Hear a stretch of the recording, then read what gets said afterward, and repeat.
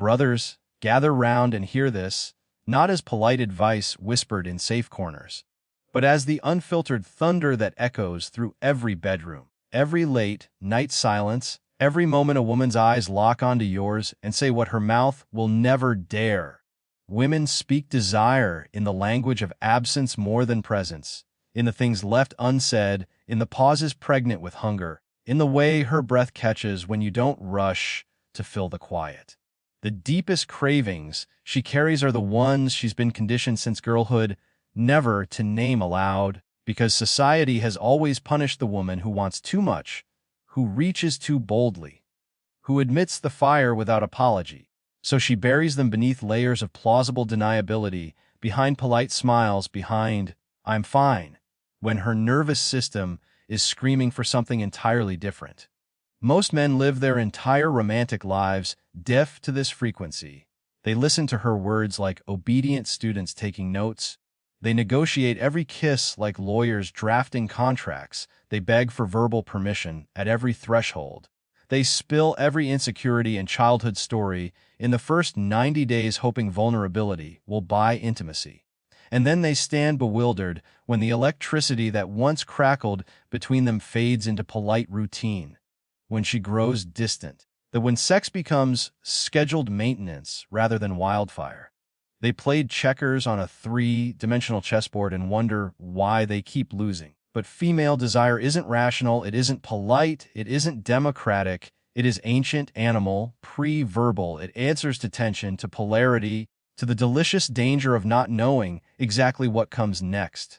Helen Fisher's scans showed us the truth. When a woman is truly pulled in, her brain doesn't glow with the soft pastel of attachment. It ignites in the same crimson circuits that light up for cocaine, for gambling, for the hunt, that for craving that borders on obsession. That is not a glitch. That is the feature modern dating coaches and self-help books have spent decades trying to domesticate, to make safe, to pretend doesn't exist because it scares the nice guys.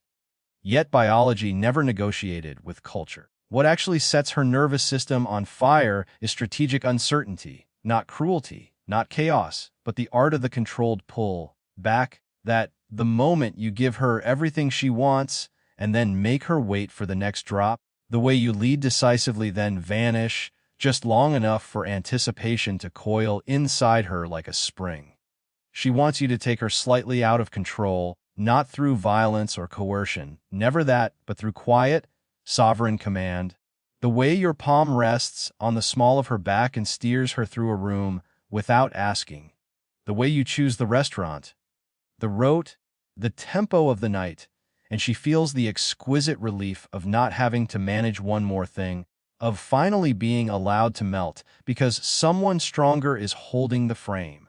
She wants you to stop asking for permission every 3 seconds, because every, "Is this okay?"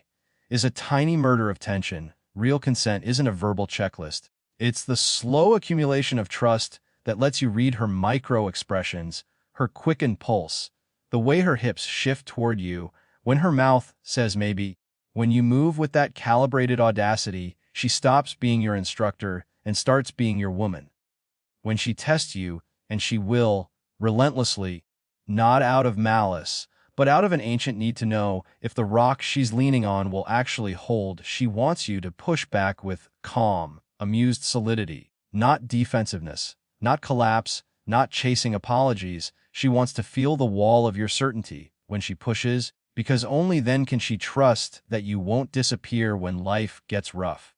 She craves mystery the way lungs crave oxygen. Kill it with total transparency, with oversharing every fear and flaw, with becoming an open book she can finish in 3 months, and desire suffocates.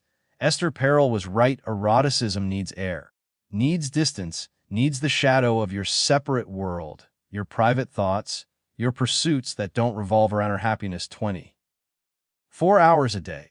Keep one room in your soul locked, keep her wondering what's behind the door, and she stays hungry alive, chasing she wants, needs you to put your mission above her every fleeting emotion.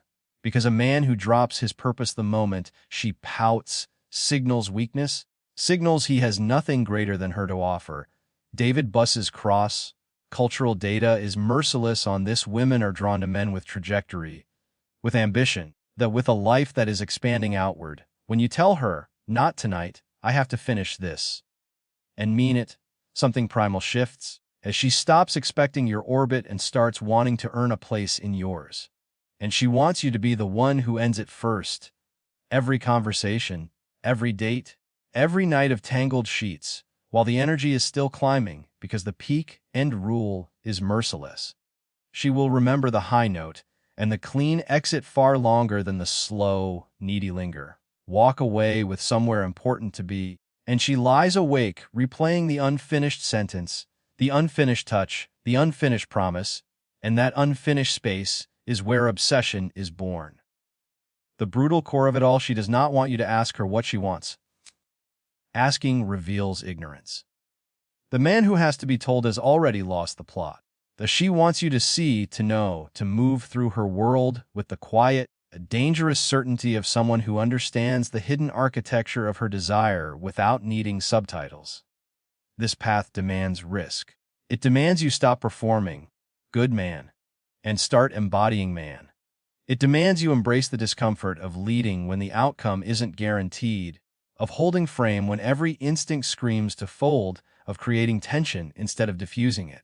In a generation drowning in safe, sanitized, approval-seeking boys, the man who dares to be this becomes gravitational, rare, magnetic, unforgettable.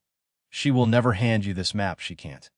The instant she has to explain the spell, it breaks. But you've just been handed the keys. Ignore them and stay comfortable.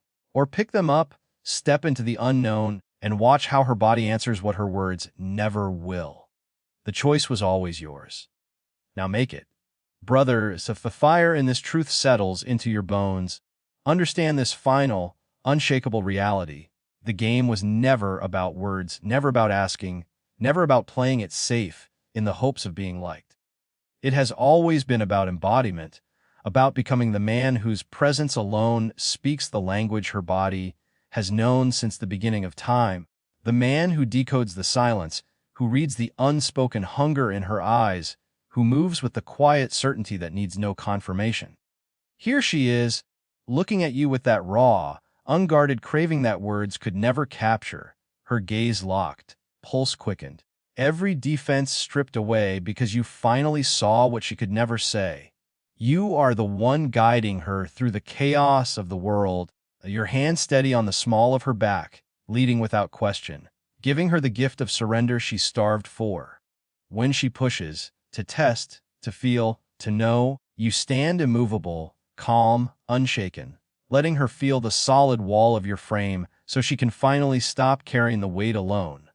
And when the moment peaks, when the tension is electric, the air thick with unfinished promise, you are the one who walks away first, leaving her breathless, replaying every second, chasing the echo of your presence long after you've gone.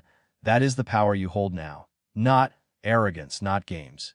Just truth aligned with biology, with the ancient wiring that still hums beneath every modern mask.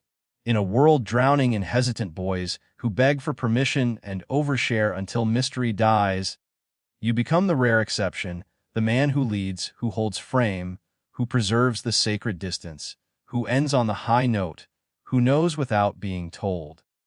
She will never thank you with words for this. She can't. The moment she has to articulate it, the spell shatters. But she will thank you in the way her body answers yours, in the way she leans, and instead of pulling back, in the way her eyes follow you across the room, in the way she starts chasing the man who no longer chases. The knowledge is yours. The risk is yours. The choice has always been yours. So step forward, brother. Stop performing. Start being. The world is waiting for men who dare to hear what silence has been screaming all along. And when you do, she will just want you. She will crave you. And that, in the end, is everything.